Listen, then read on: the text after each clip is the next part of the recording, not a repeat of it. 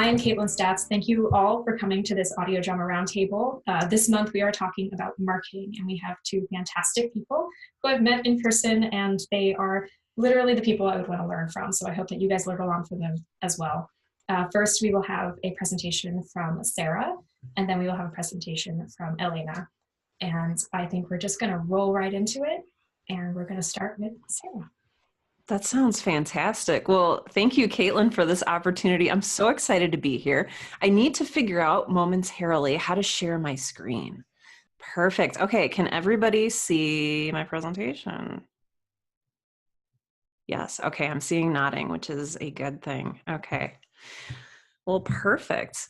Okay, so as you know, we're going to talk a little bit about marketing today, and I'm going to tell you a couple different things that I did to help make both of my shows, the Right Now podcast and then Girl in Space, successful.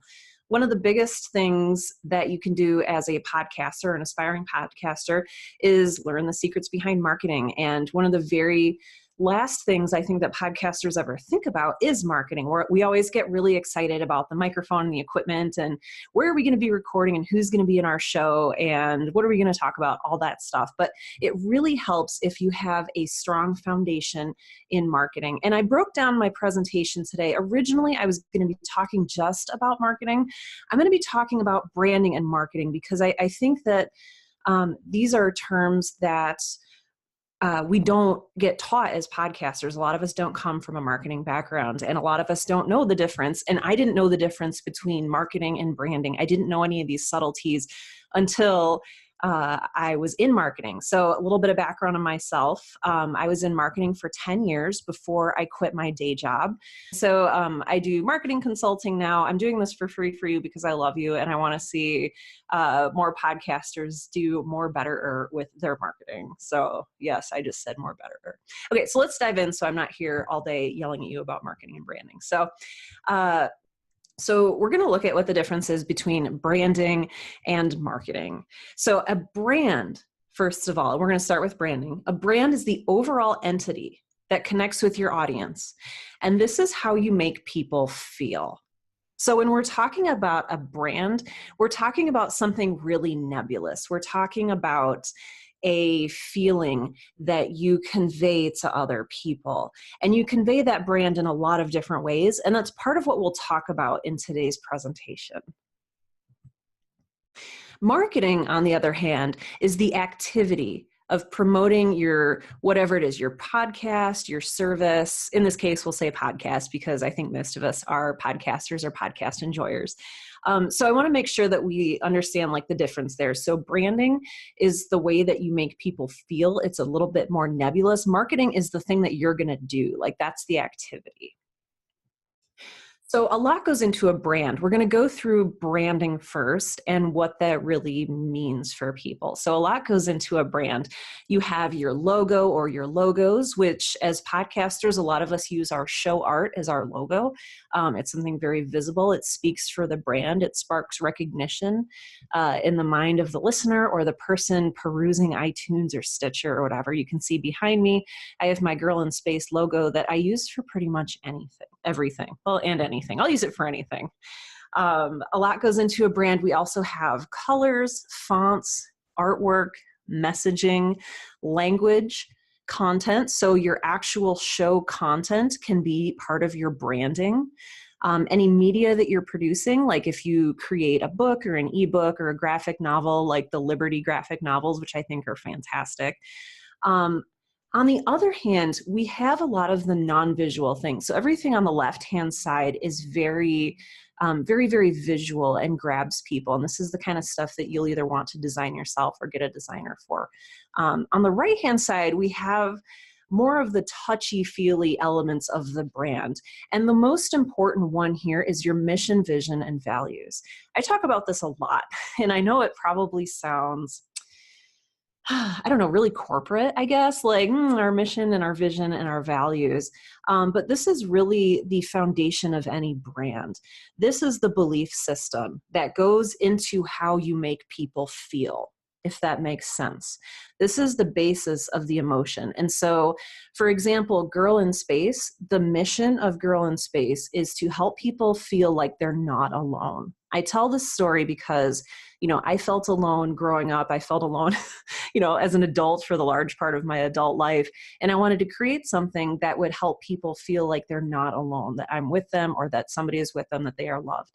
And so that is the foundation for the Girl in Space brand. Same thing with the vision. I want to see, for Girl in Space, I want to see a world where people are free to innovate, where they feel excited about life, all that stuff. And then your values are going to be the things that you as a person value, but the things, maybe 3 or 4 of those things that you value as a person that you want the brand to represent for you.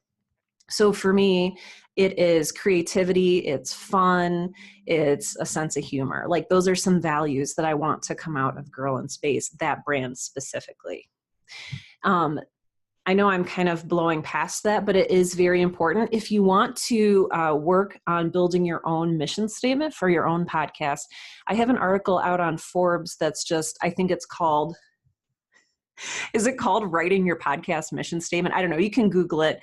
Just Google my name, Forbes, and then podcast mission statement, and it should come up. It walks you through the 4 steps of building a mission statement for your podcast. And I really suggest you do that. It sounds fluffy. I know it sounds like, what am I, a corporation? But no, it's a really great idea to outline what you believe and what you want people to feel when they listen to your show. That's the foundation of where that comes from.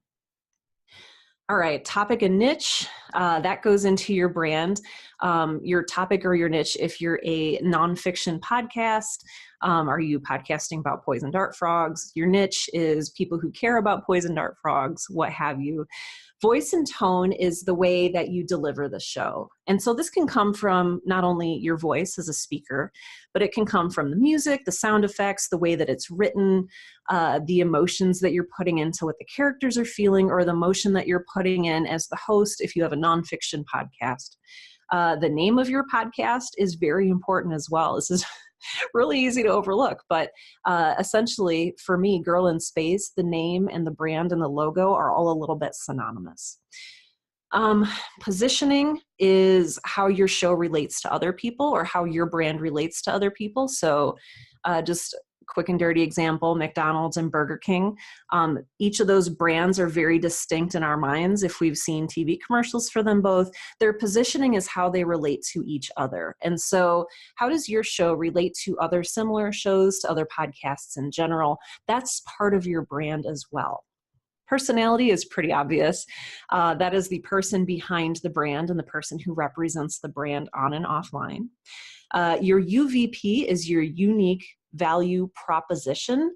I'm not going to go into that a lot here, but it is part of your brand. And again, we can talk later about all these other things as well. Finally, one of the most important things that goes into your brand is you, the creator, the person who is sort of at the masthead of this ship. I don't think that was the right analogy, but we're going to move on. So, as I said before, your brand is how you make people feel. And I want to dig into that a little bit because it's so important. There is a famous person, I'm terrible at attributing quotes. I want to say it was probably Maya Angelou, but it might not have been, who said, people won't remember what you do or what you say. What they will remember is how you make them feel. That resonates with people. And often, we don't notice that it's resonating with people. And so it's really easy to overlook. So there is a symbol on your screen here. This is something, the brand behind this logo makes you feel a certain way. I did not design the way that this makes you feel. Some of you may know, when I've done this presentation before, I usually have an audience, and so it's very participatory. So I'm like, hey, everyone, how does this make you feel? Like, oh, hungry, ooh, angry because of the rainforests, or disgusted because their food tastes like styrofoam. I get a lot of different reactions about how this logo makes you feel, but it does make you feel something, even if it's apathy. Same thing with this logo. So this logo represents a brand. and it evokes in your mind a certain feeling. For me, if I'm driving on the highway and either early in the morning or really late at night and I see this sign, it is like a beacon of hope. And I know it's corporate. I'm very anti-corporate and I'm very open about that, but I know it's corporate, but it's also, I can get a decent cup of coffee and that makes me feel really good, especially if I'm sleepy at the wheel. So this logo might make other people feel like, oh, they're destroying the earth, or, oh, their CEO is a jerk, or what have you. It evokes a feeling. Same thing with this brand. You can maybe see where I'm going with when I'm talking about branding here. How does this brand make you feel? I've noticed that some of the younger people that I talk to sometimes don't know who this is. This person is an icon. This is Oprah Winfrey. And her face has become synonymous with her brand. So she has to be very careful when she goes out, when she makes a public statement, because her very powerful brand is tied with her very recognizable face. So finally, I don't know if you guys can see my little thumbnail picture or not. If you can, yes, Caitlin's nodding. Okay. So there's a reason that I have my Girl in Space banner pulled up, and there's a reason that it's next to my face. And this is because when you have a podcast, yes, it is represented to the world by your logo, but also as a creator, and especially if you are an indie creator, like I think most of us are, your face is a huge part of your brand. Whether you like it or not, you are representing your show, your story, whatever it is, your media empire, if you get that far, which I know Kaitlin will one day. This is part of your brand. And so I just want to show you real quick, each of these brands, if you know any of these podcasts, they're going to make you feel a certain way. And it might be a positive way. It might be a negative way. So I have the Fresh Air logo, Stuff You Missed in History Class, Dan Carlin's Hardcore History. I'll just show you a few more here. Each of these brands will make you feel a certain way. Whether you've listened to the show, whether you've heard about the show or the show's creator from other people, whether you like or dislike the show. These will all make you feel a certain way. They all have a reputation that precedes them, and your show absolutely is no different. So that's my overview of branding. Branding is the nebulous, what's the word I want to use? Not tangible, intangible. Thank you, brain. I have my coffee here. So branding is the intangible way that something will make you feel because of all the stuff you pour into it, because of your beliefs, because of the colors and the fonts, all of that stuff, your mission and your values that you pour into it. Marketing is a little bit different. We're going to switch gears and talk about marketing, which is action in 3 steps. Marketing is action in 3 steps. What are those 3 steps? Well, marketing is strategy, tactics, and action in that order. So let me see if my next slide. Oh, okay. Yeah, no, it doesn't. Marketing is strategy, tactics, and action. So we're going to go through each of these 3 things. So strategy is the plan. Strategy is thinking about, how do I evoke my mission, vision, and values through what I'm doing? So strategy is the very, very basis of what we're doing. Once we have all of the branding elements, if that makes sense. The first thing in our action plan is to strategize. How do we make our vision and our mission come to life? How do we reach our goals that we've established? This is part of our strategy. In order to implement our strategy, we look at tactics. And there are a million different tactics for podcasters and writers and creatives of all kinds to get caught up in. This is where a lot of podcasters lose sight of the ball. They get caught up not in strategy, but in tactics, because there's so many tactics. And what I mean by tactics are social media, is a marketing tactic. Your email list is a marketing tactic. Guest appearing on other shows is a marketing tactic. You can see where I'm going with this. Releasing a white paper or a graphic novel can be a marketing tactic. Creating a TV show or having your show played on the radio is a tactic. Basically, all of these marketing tactics, especially social media, are where a lot of podcasters get really, really, really caught up because there's so much that you can do. But the question that you need to ask is, are the 1, 2, or 3 tactics that I've decided to employ, are they speaking to and acting out my strategy? So if your strategy is, I want to reach the goal of 750 followers on Twitter, then using a Twitter account as one of your tactics is a great idea because it relates directly back to your goal. But if one of your strategies, one of your goals in your strategy is to say, I want 1,000 listens to my show by the end of the month, then pouring all of your energy into starting a Twitter account from scratch might not be the best tactic for you at that time. So there's a really delicate balance between the strategy that you want to accomplish and the tactics that you use to make it happen. Finally, action. And I'm talking about how do you implement those tactics every day, every month, every week, every year? What is your action plan? How are you going to utilize those tactics to implement your strategy?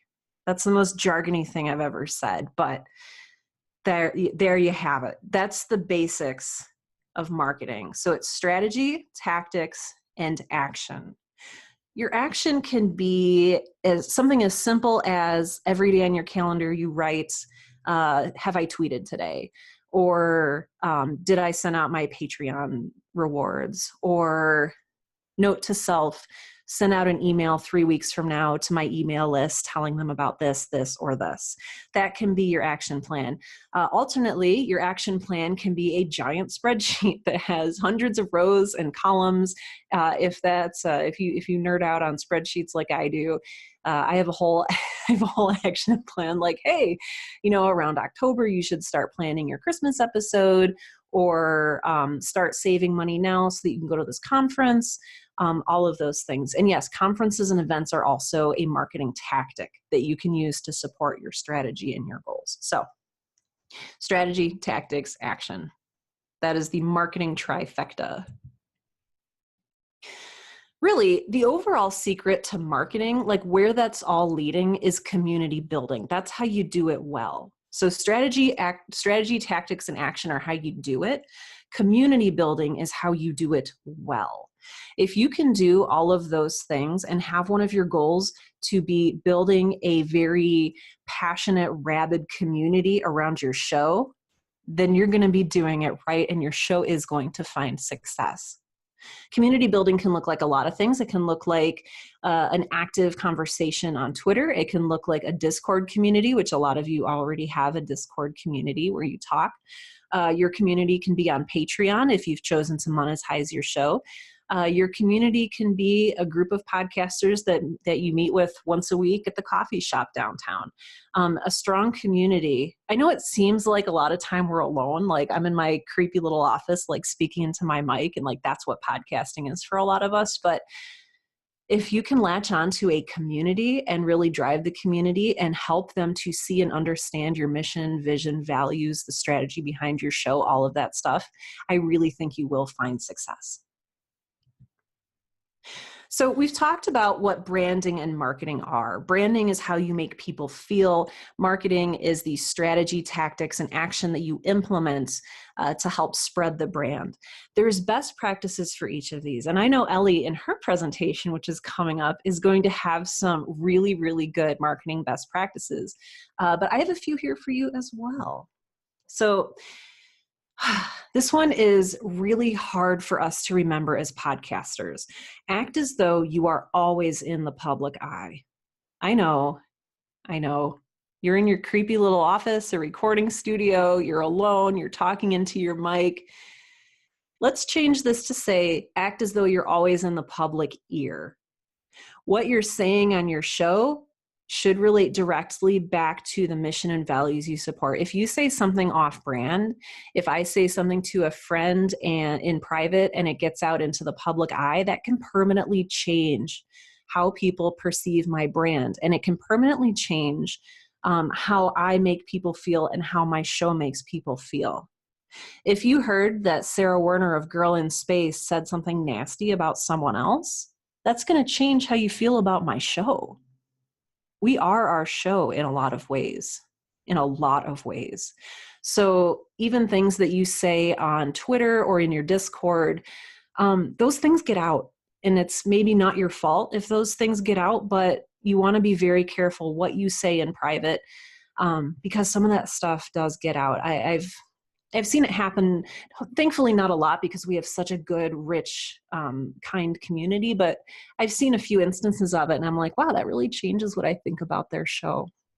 So always act as though you're in the public eye. Always remember also that the Wayback Machine exists.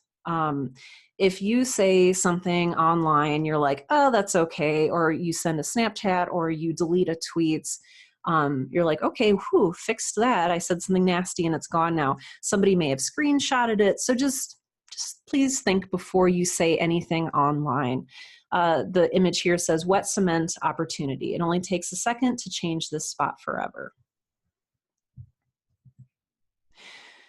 Always ask this. How will this make my audience feel?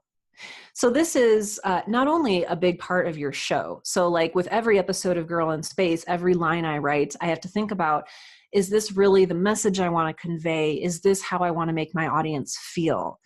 But the same thing goes for things you tweet, things you say on Facebook, things you say in roundtables like this.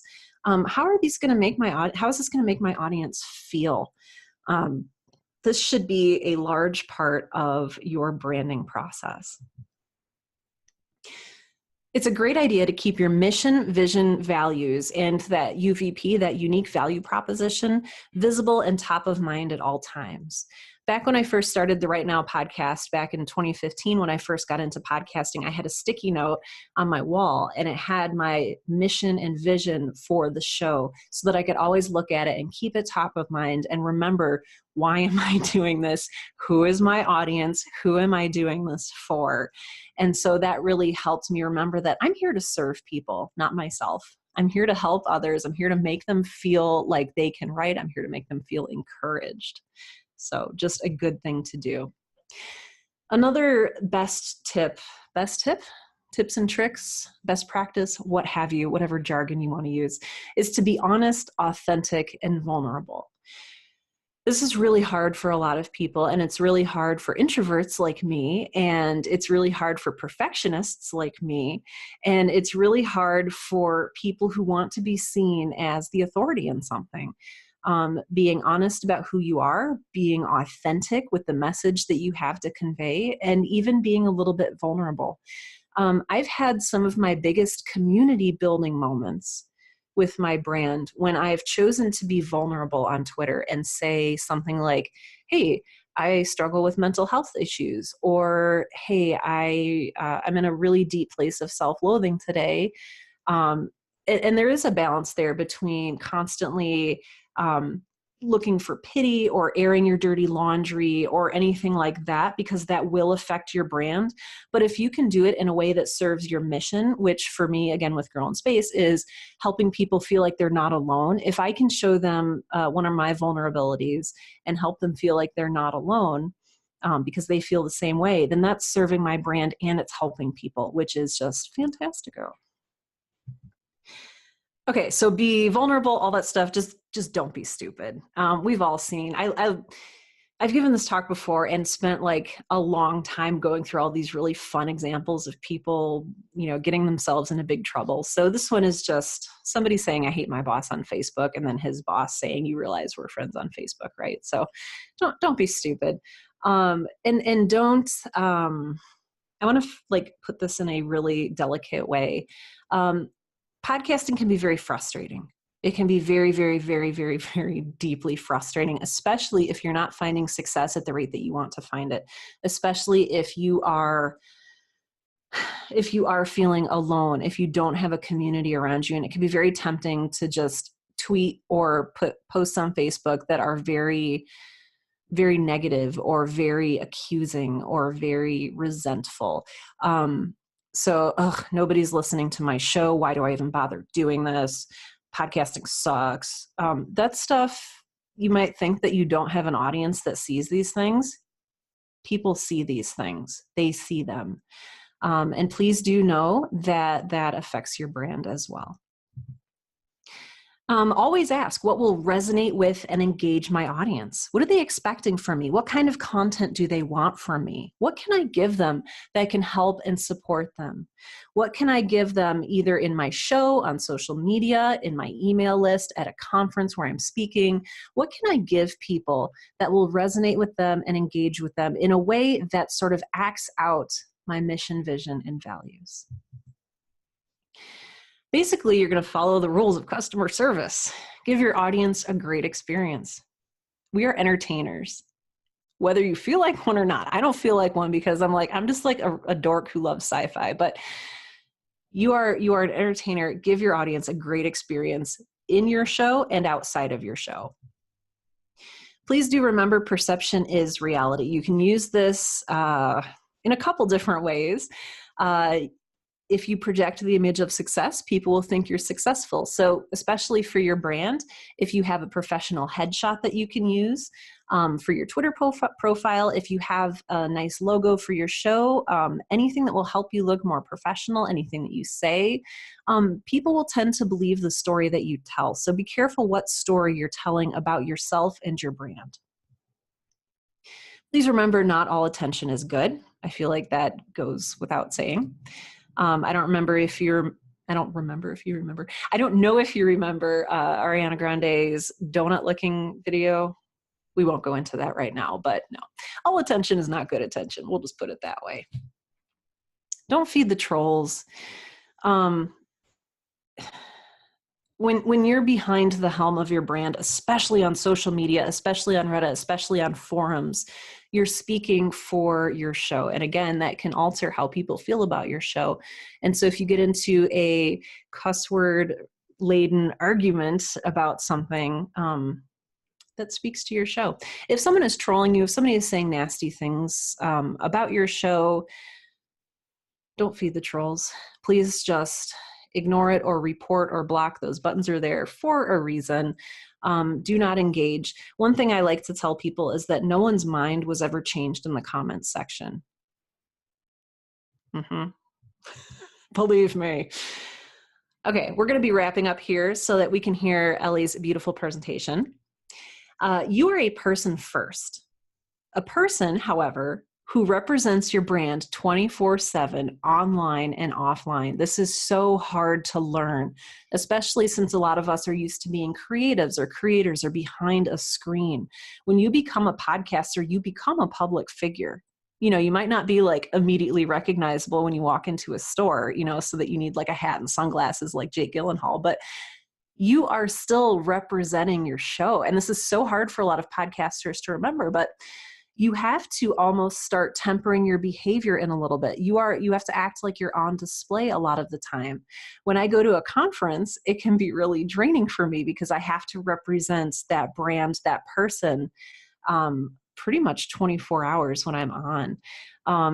And so just remember, you're always representing your show and you're always representing your brand, and you always need to keep aware of how you're making other people feel. So this is Jerry Seinfeld, most famously known for B-Movie, who says, every human being is a brand. The way you socialize, who you know, what you say, the circles that you run in person, on social media, all of that good stuff. Those all speak to your brand. Oops, there we go. Finally, I'm going to leave you with one final idea. I just threw a lot of stuff at you about branding and marketing. And if you don't remember any of that, that's fine. I do want you to remember the 80-20 rule. The 80-20 rule is a rule that applies to a lot of different things, but I use it for marketing the most. And that is when you are engaging with your audience, whether that's in social media, your email list, whether it's at a convention, an event, whatever sort of marketing tactics you're employing, whatever sort of marketing action you're taking, follow the 80-20 rule, which is 80% of the time, share value. Share things that people want from you. Share educational stuff, humor, whatever it is that your audience wants from you. Maybe it's even just a glimpse into your life as a creator. 80% of the time, give people what they are asking for, help people, give them good things. 20% of the time, you can sell. So that's 80% of the time I should be doing like, hey, who's excited about a project that they're working on? Let's talk about that. It's a great way to community build. 20% of the time you can say, hey, by the way, I have a new episode of Girl in Space that's out, blah, blah, blah. So just follow that rule. It tends to be a really good split. It's great for audience engagement. It's respectful of your audience. It helps them to really feel like they're a part of your brand, and it helps to build community. So 80% of the time, give value. 20% of the time, you can take, you can sell, you can kind of shill your own stuff. So I think that is probably my last slide. If you would like to learn more, basically, I took this talk from the masterclass that I am launching this June. So this is just one of 52 modules that I teach about how to start a podcast. Basically, you can see here, you get access to a Facebook community, 52 videos, and a lot of worksheets. Sorry, I snuck this in here, Kaitlin, I love you. If you would like to learn more about my masterclass, or if you'd like to sign up for it, you can go to sarahwerner.com/podcast now and learn more. Other than that, I want to say thank you. I'm looking forward to the questions that you guys have at the end of this presentation, where I can, yell at you more about marketing and branding. Kaitlin, thank you again for this opportunity. Absolutely. So guys, if you have any questions for Sarah, please do put them in the comments section. There's going to be a little chat box where you can put everything in. Sarah, if you want to stop if you want to stop sharing your screen. I would love to stop sharing my screen. How do I do this? Stop share. Okay, I think I'm good. Okay, so what we're going to do is we're going to go on to Elena's presentation. All questions will be held at the end of both presentations, so we can keep the pace really nice and fresh. So go ahead, put questions in the comments, and we're going to go on over to Elena. So Sarah has just given this amazing talk about marketing and branding and positioning yourself towards your audience. And probably the thing that people tell me is the most terrifying is thinking about journalists and critics. And so I'm going to talk about what's different in your marketing when you are presenting to a journalist or a critic or a media outlet. So first of all, I'm Elena Fernández Collins. I am a podcast journalist and critic. This image that you see in this one is my brand. My logo is the face that I use across all of my social media and also all of the places where I post articles. So if you see this, it's me. I've been doing this for about 2 years now, and I have learned a lot from trial and error. So first, I actually want to start with a quote from an article that has been really important to me, and to talk about the relationship between artists and critics. So this is from an article written by Sarah Holdren. Sarah Holdren is a theater critic and a theater director and writer. And she says, the artist-critic war of attrition is boring. It's a cliche. And if there's a common enemy that all artists and all critics should share, then cliche is that enemy. This is speaking to this concept that artists and critics are on two sides of a battlefield facing each other and are very angry about everything in this war that they are fighting over things like what is good art. It is 2019. Artists and critics are all in the space because we want to see it flourish and we want to see it improve, and we want to speak to things that make us feel good, things that make us feel empowered, things that don't make us feel good, right? We all want to talk about these things, and artists and critics just have different ways of talking about it. So the press are not your enemy. Critics and artists both get a bad rep. And what I'm talking about here is this idea that the word critic, the word criticism, the word critique, it's all very associated with negativity. If you hear it generally out of context, you're going to assume that it's negative, when in fact, Critics, all they're doing is critiquing the structure of something, critiquing how it is made, and that might be positive or negative. It might even be neutral. It might just kind of be like, this is how it is. This is what it looks like. This is how the structure of this gothic horror works and how they implemented it. You might not comment on it. And artists get a bad rep. You've probably heard all of that before. We are all fighting the same war against people who don't want us to do what we want to do. And the other thing here is when it comes to approaching the press, shoot your shot. Don't not do it because you are afraid. The worst thing that can happen is that someone says no, which I realize is probably the most my mother thing I've ever said in a presentation. But it's true, right? You never know who is on the other side of that email. You never know who's on the other side of that press release. And you never know, you might find someone who's like, actually, that sounds kind of interesting. I'm going to give it a shot. And then they really like it. And you don't want to miss out on that opportunity. So if you find someone who you think might be interested in your work, talk to them about it. And I'm going to tell you in this presentation how to do that, which is the part that says, come prepared, right? This presentation is going to make sure that you're prepared for when you want to go talk to those people. And it's also going to tell you to not give up. Sometimes it's just like when you're submitting a manuscript to a book publisher, you're going to get rejections. You're going to get people saying, no, thank you. You're going to get journalists who are just so overwhelmed with work, they don't have time to reply to your email. It's okay. Just don't give up, right? Learn from it. Learn from the experience. Feel proud of the work that you put into doing that, because it does take a lot of work to get to a place where you feel comfortable emailing a press person. So believe in yourself. So this is just a short list of like what it is that we're going to be talking about so that you know what's happening. I'm going to talk about audience targeting. I'm going to talk about what resources you need to develop and what's really important. And then we're going to go into social media tactics because we are living in the digital era and you cannot escape it. So first of all, your audience. Your audience isn't everyone. It's not everyone.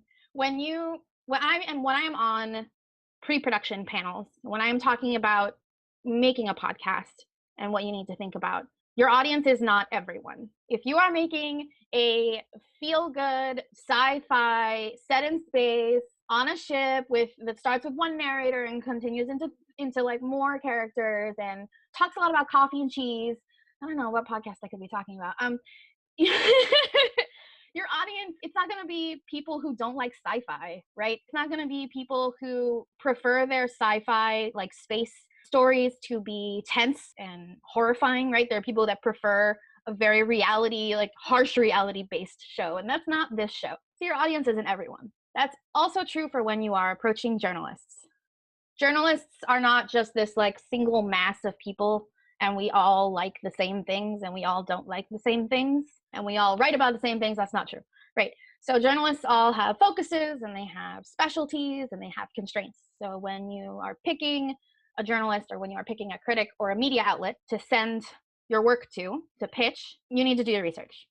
You need to decide, is this website that likes to talk about all kinds of podcasts a place where I can pitch my fiction podcast about, right, a girl in space, right?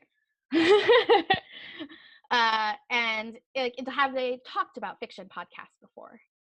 Do they have someone who has recommended fiction podcasts in the newsletter? Have they talked about how maybe like fiction doesn't work? There are places that do that. Don't send your stuff to places that don't like your stuff. This is very important. And for some reason, people keep doing it. I don't understand. So make sure that when you are researching journalists and media outlets that you are reading the work that they do, because you also don't want to send your podcast to places where you don't agree with the way that they write. If you don't agree with the way that they approach analyzing things or the way that they approach critique, you want to be sure that it's someone that if they do say yes, that you're going to feel comfortable with the fact that they're writing about your art. We've talked about how you need to think about your audience. You have journalists. We have now broken down journalists into being each one is a concrete human being with their own likes and dislikes. But now you need to know how to approach them in the right way. So first of all, your website, your Libsyn is not your website. Your SoundCloud is not your website. And for God's sake, please stop using SoundCloud. We have RSS feeds, my friends. Please. But really, your Libsyn is not your website. Your website should be a separate entity from an auto-generated website from your podcast distributor or your podcast host. It should be well organized and accessible, and you can do that with these kinds of things. You can use tabs, which is not something you can do with an auto-generated site. I'm going to show you some images in a minute so that you see. You should look up dyslexia-friendly fonts, right? Dyslexia-friendly fonts like sans serif, for instance, monospace fonts, Roman fonts. That means fonts that are upright. Italic makes it way harder for people to read. And also alt text for everything. Alt text is alternative. Alternative text is the stuff that gets embedded into images for screen readers to read. Why would you need to care about this? Well, probably pretty patently obvious. Podcasts are very popular with people who are blind. So if they want to access your show and learn more about your show, you need to make sure that the images and the artwork and the screenshots or whatever that you're using on your website are all screen reader friendly. One, it's just good community building and respectful. But two, it's also a really positive, surefire way to increase your audience, if you want to think about it in business terms. Final note, you can host transcripts on your website. I have spoken ad nauseum about transcripts for podcasts. Transcripts are great. Transcripts are, again, another way to build good community and be respectful of people who might want to consume your content. It will also, I assure you, grow your audience, but also journalists use transcripts a lot. I don't know if you have read a lot of entertainment articles written about TV shows or movies that are new. They don't do a lot of direct quotes because they can only watch it one time. But podcasts are not like that. So what results is if a journalist is critiquing a podcast in some way and wants to quote something, it's going to look weird if they don't quote the podcast. People notice. It doesn't feel right, right? With movies and TV shows that are new, you get kind of a general feeling of certain scenes that they're analyzing, and they might have maybe one or two very highlighted quotes, but if a podcast one doesn't have any direct quotes, it's gonna feel weird. So please, make transcripts, put them on your website. Don't use SoundCloud. Okay. Here's some images though, so that you understand what I'm talking about. So this is the girl in space. Thank you, Sarah, for what I did without actually asking you first. This is the Girl in Space Libsyn website, okay?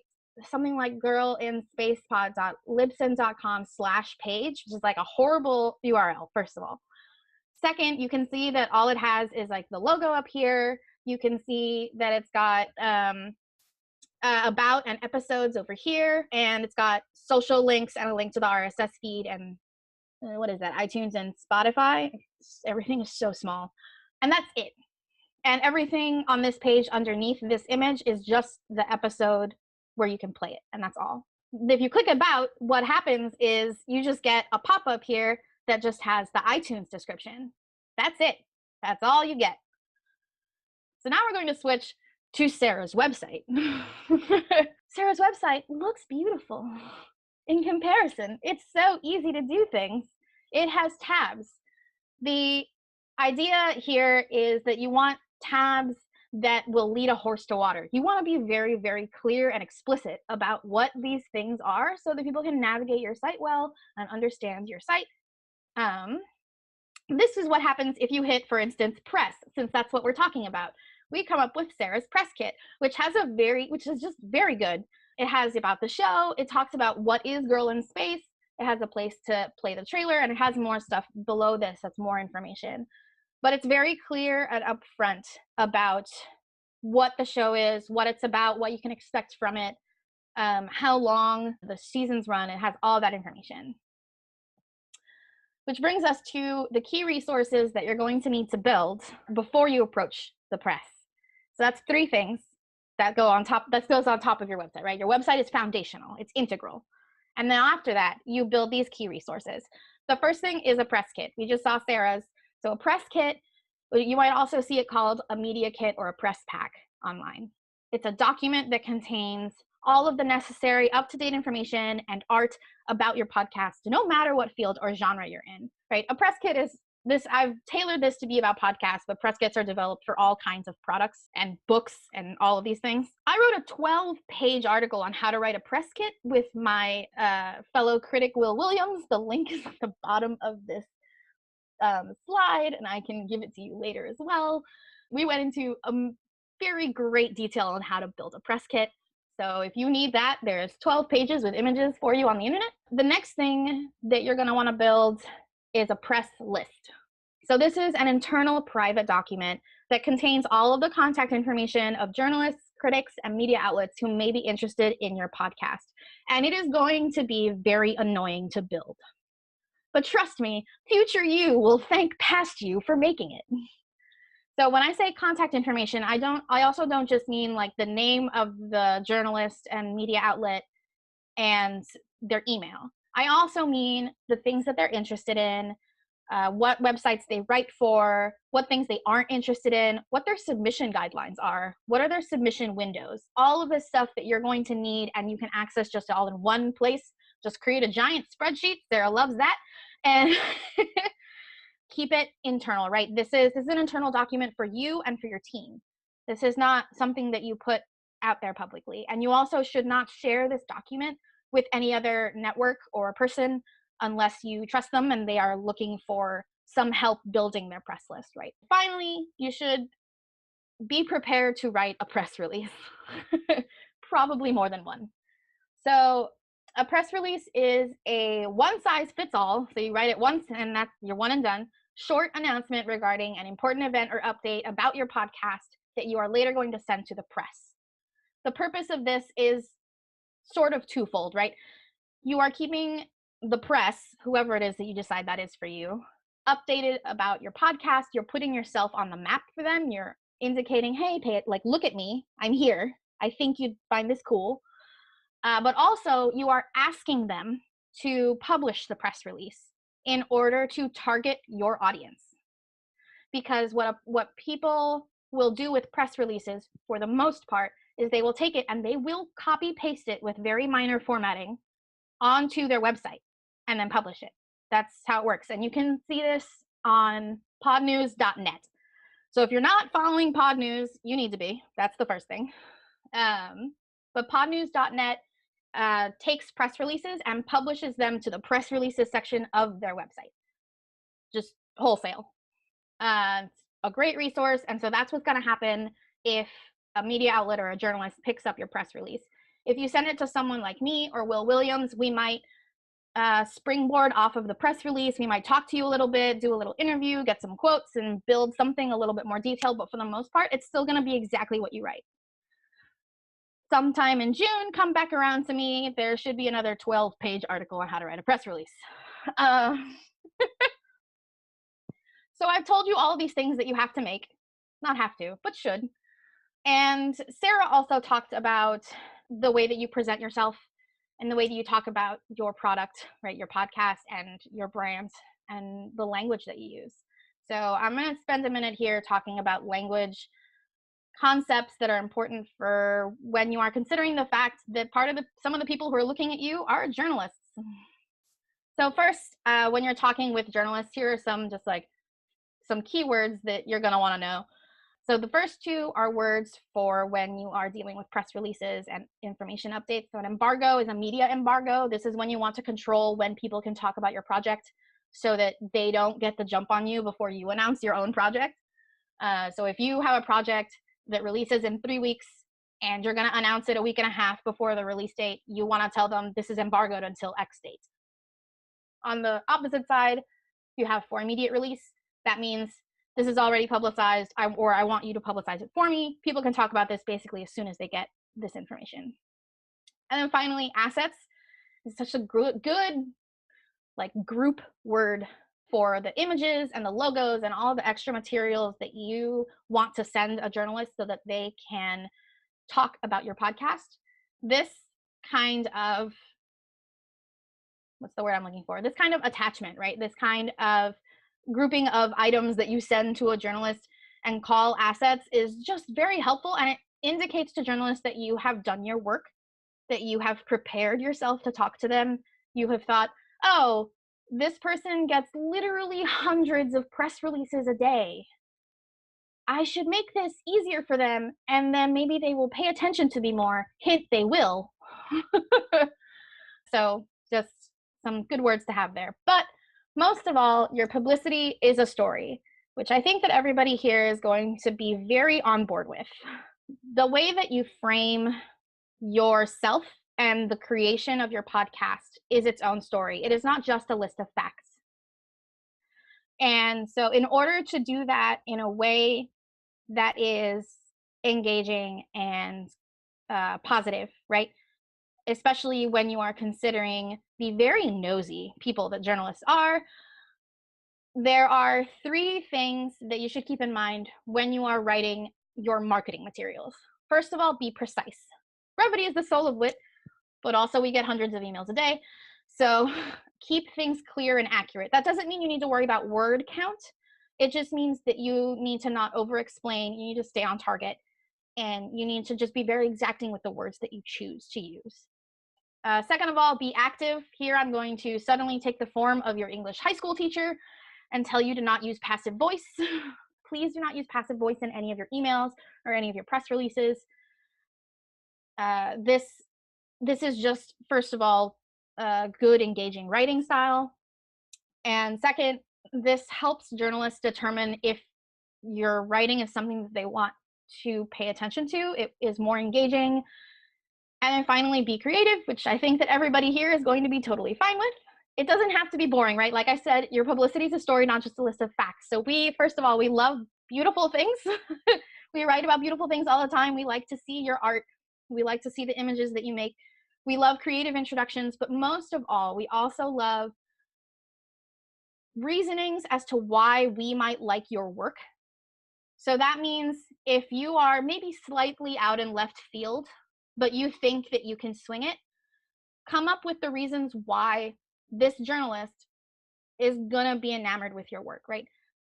And explain it. Do so in a way that references work that they've done in the past, that references things that they've said before in their work, or mentioned in a professional public-facing area.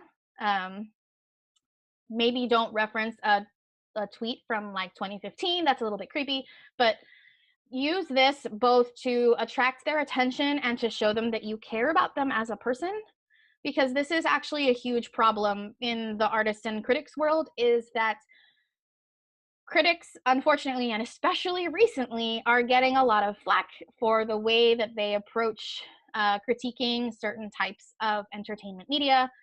And it's important to understand that a critic is one person. They are one single human being, and there is only so much bandwidth that they have. So if you do something with your marketing materials, with your press materials, that's fun and engaging, you're way more likely to attract the attention of a journalist. So finally, your social media. All right, strap in, buddies. So Sarah talked about this, but with social media, all the standard rules apply. So first of all, if you have a podcast account on Twitter, this is your brand. This is your public-facing business podcast account. Your podcast doesn't need to be a business podcast, but and so understand that you should always be professional and courteous all the time. That also means with any associated account that you have that might be personal.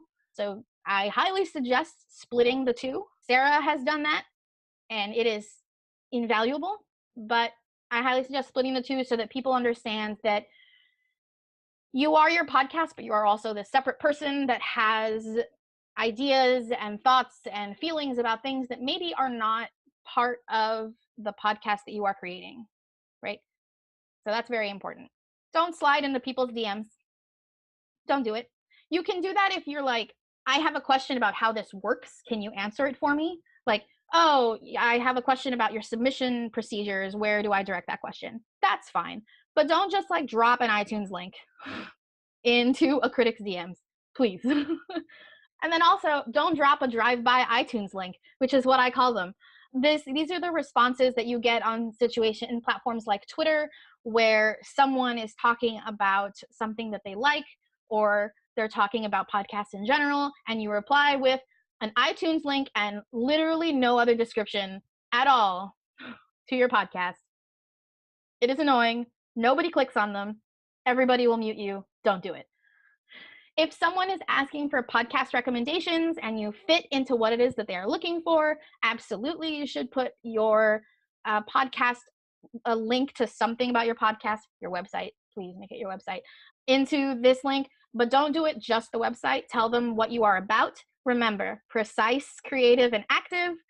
Use those things everywhere, not just in when you're building your press materials. Be understanding, like I said, critics are one human being. They can't reply to everybody. And then all of the things that Sarah said. Insert all of those here at the bottom. So I swear to you that Sarah and I did not actually coordinate our PowerPoint. She showed her PowerPoint to me like 3 hours before this started, and we accidentally synergized. So I built this slide to show you how these things pair up together. So the quality of precision supports honesty. You can't be honest without being precise about what you're talking about. Active voice upholds authenticity. And I'm going to nerd out about linguistics for a second. If you look at politicians' Twitter feeds, especially politicians that are trying to hide something, they don't use active voice because they want to distance themselves from the problem and they want to negate its authenticity.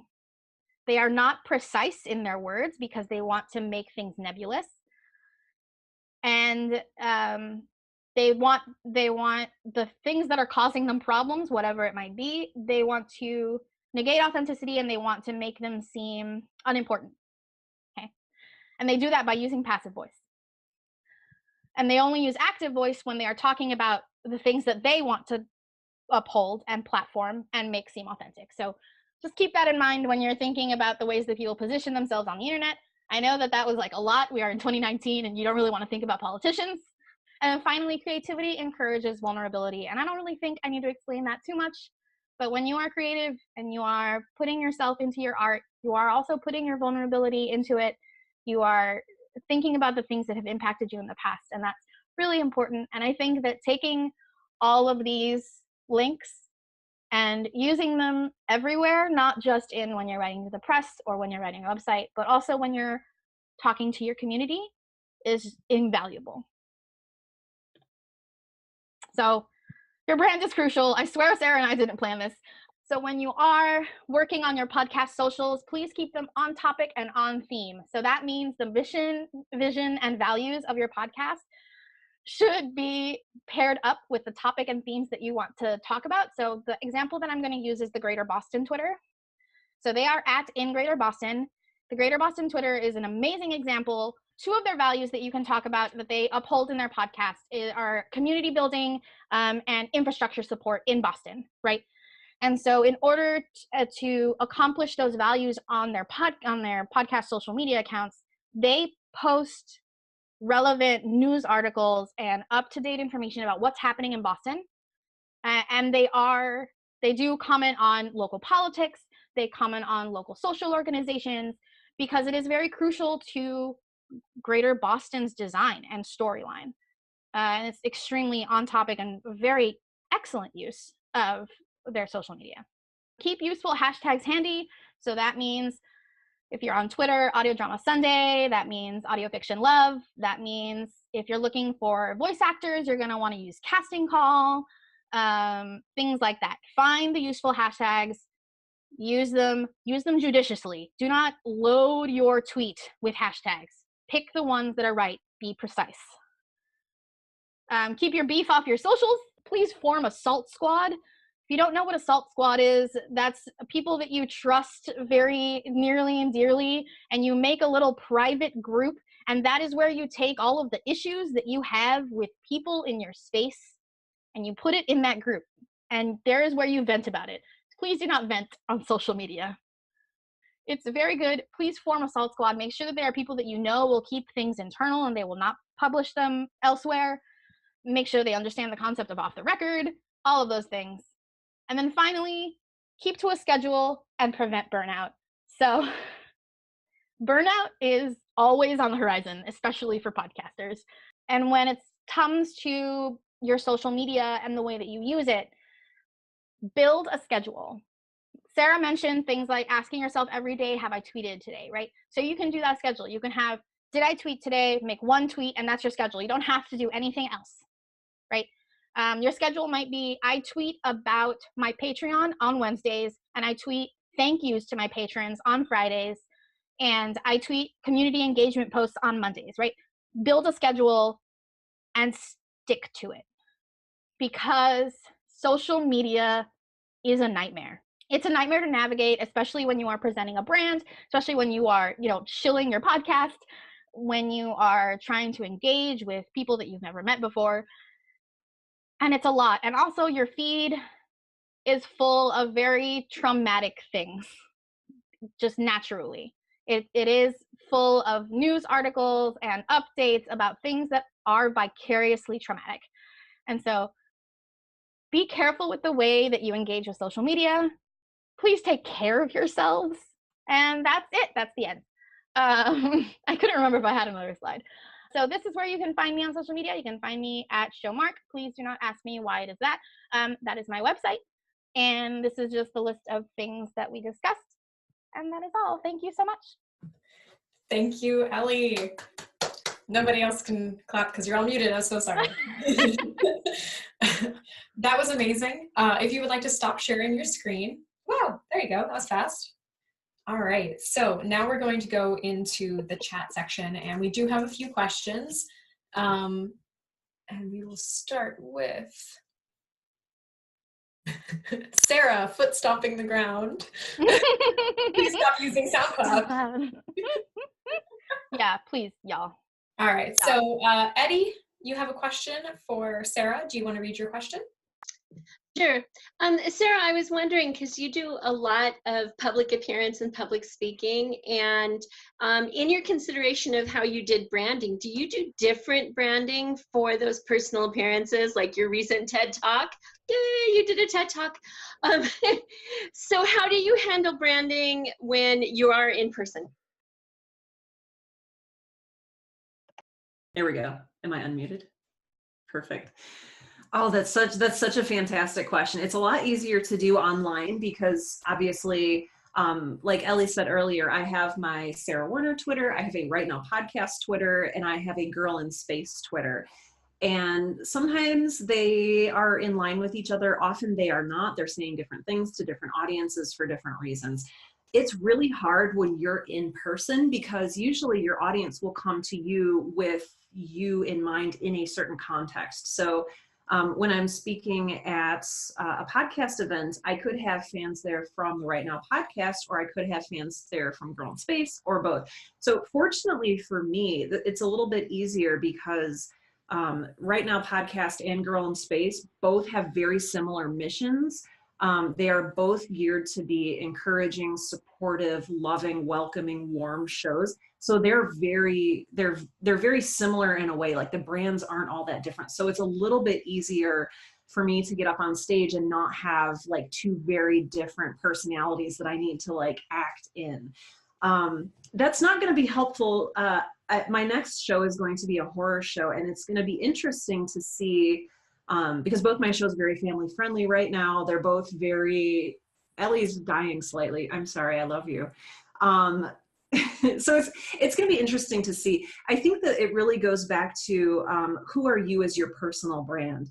And this is something I alluded to a little bit in my presentation, but I didn't really elucidate a lot. It's when I showed you the picture of Oprah. She can appear on Good Morning America. She could appear on her own show. She could appear somewhere else entirely. And you know that she's going to always have a relatively consistent depiction of her persona. So it does help to have a strong personal brand as well. And it goes back to being authentic, being just yourself, being vulnerable. And a lot of it comes from understanding who you are and what you want.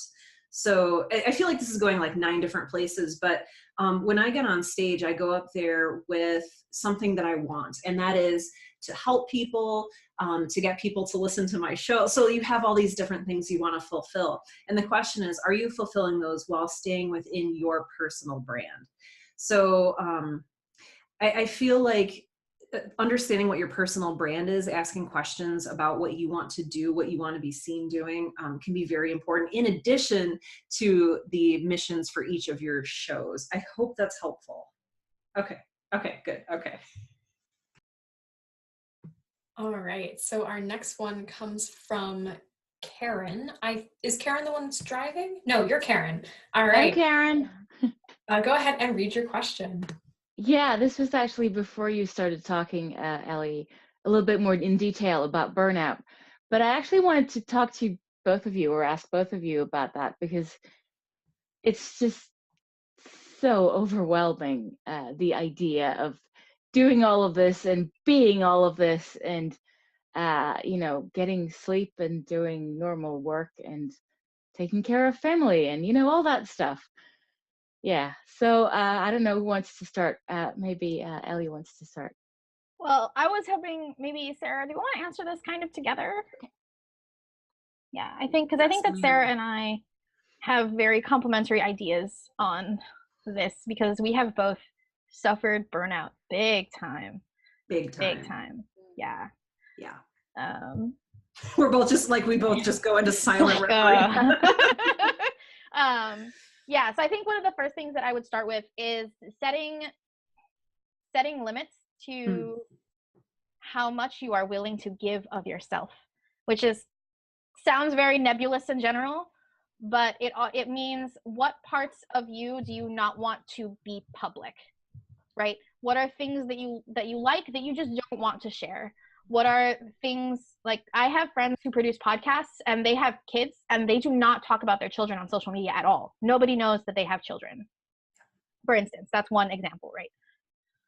So just make sure that there is something left that is yours. Yeah. It's very crucial. Also, please have seasons and breaks. Yes. Yes. I've learned all of this by doing it, and I love that you say that. So as somebody who, part of my mission that we've been talking about is helping people, and actually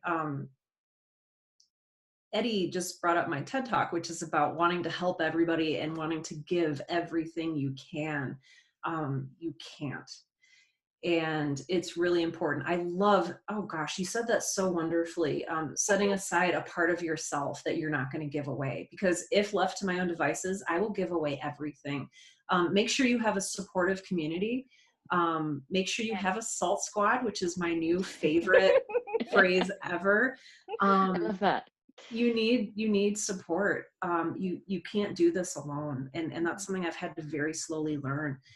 We were also talking briefly before the start of this seminar about, I used to podcast as a hobby. That's what I did for fun. Now it's my full-time job and my hobby. And if I'm not careful, and Kaitlin, I know you're like this too, I will work 12, 14, 20 hours a day and burn myself out. And I actually just, and I'll be very plain about this, I just came out of a very bad place of burnout.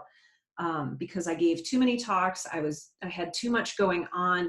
I laid in bed for 4 days and didn't talk to anybody. I just stared at the ceiling. I was catatonic for 4 days. No. And it was bad, and that was burnout. And I know I could have prevented it. And I could have prevented it by asking for help. I have a husband who's very loving and who would have, taken it. I hate asking for help.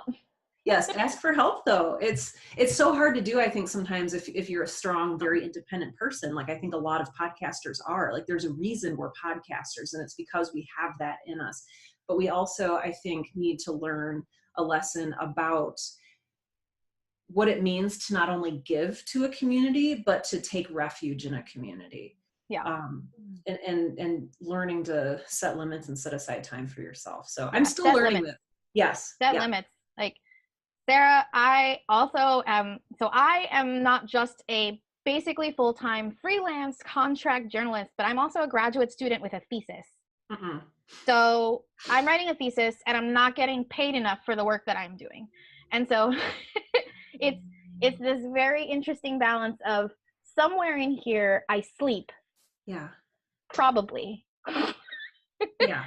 So set a schedule, try to stick to it. If you are not the schedule kind of person, set goals instead. Like, for instance, this week, I'm going to try to make sure to fall asleep or to be in bed by X time and have all my media turned off, right? Yes. Set goals instead of a schedule. If that doesn't work, maybe ask someone for help. So I have a friend who actually messages me 3 times a day asking me if I've eaten, because I tend to forget to eat when I am working. Yes. It's very helpful. So find the thing that works for you and set your limits. Find them and have them and respect them. Respect yourselves, please. Oh, I feel very strongly about this topic. I love that. I want to hear you talk about this all day. I also have one other thing, and I don't know if this ties in or not. Something I didn't know is it's okay to enjoy your life. Yeah. You have permission to not work all the time. And I struggle with this a lot because my self-worth is based on my production. So if I don't produce enough during a day, if I don't produce enough, I feel like I'm a bad person. I'm a waste of space. And that leads to very, very bad, dark places. I talked about mental health a little bit earlier. Mine is very, very rocky. And what I do during the day can either set me up in a good place or a very bad place. And I'm really trying to purposefully set limits and to say, okay, I'm allowed to enjoy my life. I am allowed to watch Netflix in the evening. And I can, if it helps, like, you can regulate that too. You can schedule that too. From 8 o'clock to 9 o'clock, my phone is turned off. It's on Do Not Disturb. And I am watching She-Ra and the Princesses of Power. Like, that's you. And it's weird because it's like forcing yourself to like do something you enjoy. And it's really hard, but limits are helpful there too. Does that help? I feel like we could talk about this. We could have it. We could have our own. Literally on burnout and taking care of yourself. Yes. I just drink water. Yes, I drink. I know I just shook my finger at the camera, but like, good. Thank you. So our next you question, both so much. Yeah, sorry. Sorry. Our next question comes from Eddie again. Do you want to read your question? I know, I'm all full of questions. I was recently at the Science Fiction Writers of America NebulaCon, so a whole lot got slammed into me in 4 short days, and I'm still reeling from it. And one of the things was that I met 4 different journalists, and 2 of them approached me and knew about the show. The other 2 didn't. And I came away with this really squidgy feeling like I may have interacted wrong in a couple of circumstances. And you gave us such great information, Ellie, on how to approach journalists through channels and formal submissions and stuff like that.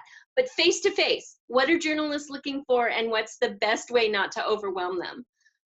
That's an amazing question. And unfortunately, the answer is it varies depending on where you are in the situation that you're in. So I'm going to give an example. So I was at PodCon recently, PodCon 2, RIP. And at PodCon, I shared a table with Alba Salix and The End of Time and Other Bothers, who are amazing people. They offered to share the table with me. They were like, do you want to be at our table? And at the table, I branded myself there as a journalist. It's possible that people didn't know me. A ton of people go to that thing. They needed to know that I existed and was a journalist. And I told them, please pitch me your podcast. And then I also had a session where I was like, oh, tell me about your favorite podcast that's not your own. Right. So first of all, just look for people who are advertising the fact that they are a journalist. If they are being very explicit about the fact that they are a journalist, somehow they're handing out cards, they're introducing themselves as a journalist, that means that they are interested, at least in some respect, to find things to talk about, to find things to listen to, or to consume in whatever way it can be.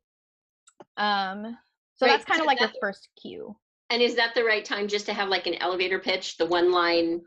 That's not really. You're going to want to first try starting to build a rapport, right? Okay. So just journalists are just people, right? And if you want to pitch a journalist, my advice is that at the end of a conversation, When you are, if you are, especially if you are not sure if you are meeting up with them again or going to see them again, you can give them your card, right? Have business cards. They're great. May have a business card, give them your card, give them like the elevator pitch of what it is that you do, if it hasn't come up already naturally in conversation. And that's how you do that, right? Okay. And then hopefully they will give you your card back. However, in conversation, especially if you're meeting a new journalist, they might say, "Oh, I'm a podcast journalist. What do you do?" And that's when you have the opening, right? That is when you say, "Oh, I'm a podcaster. This is what I create, and this is what it's about." If they have asked you what it is that you do, they have asked you. That's permission. Fantastic. Yeah, and if they have not, just give them your card, say I'd love to connect with you, and that's how sort of business interactions work with journalists. I'd love to connect again. Here's my card. Here's what I do. Right. Fantastic. Thank you. Yeah. All right. I think our last question in the chat is from Colton. Would you like to read your question? Sure. So you mentioned the idea that we should send a press release for big events or updates with our show. Besides the release of the show, like the beginning of it, what would count as a reasonable event or update? What are times that we should plan on that? Mm-hmm. So that's going to be not just launching a new season. So you have a new season coming out. That's important. Crowdfunding event, any kind of charity event. So some people do, these charity live streams if they have like an actual play or something. That's absolutely counts as like a major thing to send a press release for. Don't just send a press release to announce like some popular person is being added to your cast. However, if that coincides with things like a new season, then that's perfectly acceptable material to insert into the press release. New show, new season. Things like you're joining a network or you're building a new network. If you have decided to start a podcast network, that would count as well. Yeah, things like that. Things that are new and things that are public facing. So if you're like a new season, a new show, that's public facing, right? That's stuff for people to consume. Crowdfunding and charity events are also public facing because you want people to come and do stuff. So stuff like that. Yeah. Awesome. Thanks. Oh, and then I see that the question also talks about like too often or too infrequent. So basically for press releases, if you have a lot of events one after the other that are happening, like if you have a crowdfund and you have a new season coming out one on top of the other, combine them into one press release. All right, so that's all the questions that we have in the actual chat itself, which means we can open this up to a greater discussion. If people have things that they just thought of that were brought up during these answers, or things that they feel aren't really questions, but more like statements that would start a nice little conversation, then this would be the time to bring that up. Otherwise, thank you so much. You guys did amazing presentations. It's going to be a great resource for the community. All right, anybody have discussion prompts? The answer can be no. You don't have to feel on the spot. They covered a lot of material. Just thumbs up and happy faces. All right, I'm going to check the chat one more time because there are some people who are muted. Nope. All right. So if that is true and we feel like we're done, then we can go ahead and shut this one down. Yeah. They give us a lot to absorb. Yes. Yeah. In a good way, you're like learning from a great teacher. Yeah. Thank you everyone for coming to this audio drama roundtable discussion on marketing with our special guests, Sarah and Ellie, or Elena, depending on how you feel like being called today. I'm good with either. All right. Okay. Thank you so much, Thank you, everybody. Kaitlin. Thank you. Thank you for hosting. This is such a great resource. For real. I hope that it can be, because we're a community of people who are trying so hard to make great things, and there just needs to be more out there to help people learn how to do it. Agree. But, all right. Thank you, Kaitlin.